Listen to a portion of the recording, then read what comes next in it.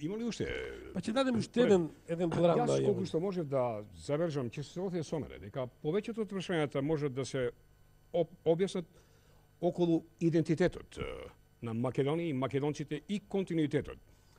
Ако ме слушате, сигурно ме слушате, дозволете да речам само ова. Проблемот со нашето испитување сега, во овој век, 21 век, на нашиот идентитет не е посебен само за нас македонците. Јас би рекол дека целиот свет денес, како земете глобално, е во едно преиспитување.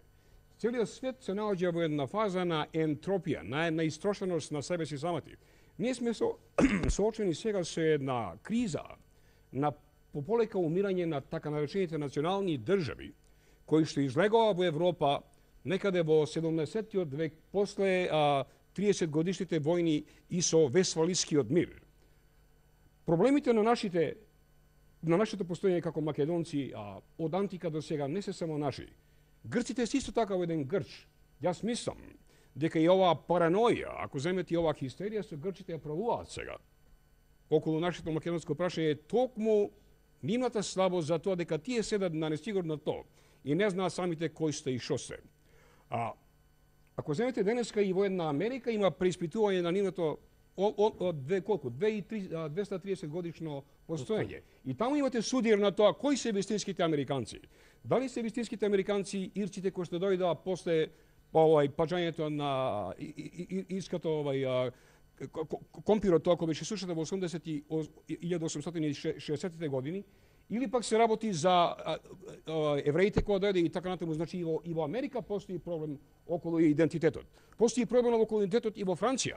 Да се разбереме нешто, не е тоа ништо ново.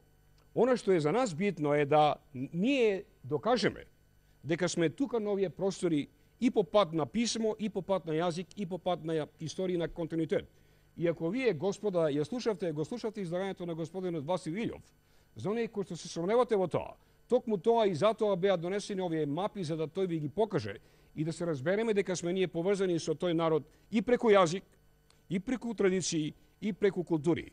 Онаа порака што јас ви ја прочитав од госпоѓата Ребека Уест, која вели дека ако сакате да ги разберете европјаните, треба да се вратите назад во Македонија и да погледате во везовите, во урнеците на македонските селанки од Битола и Скопска Црнагора. И таму да видите дека ќе се поистоветите со символи на македонското сонце, на сите оние символи со кои што ние денес се поистоветуваме како древни македонци.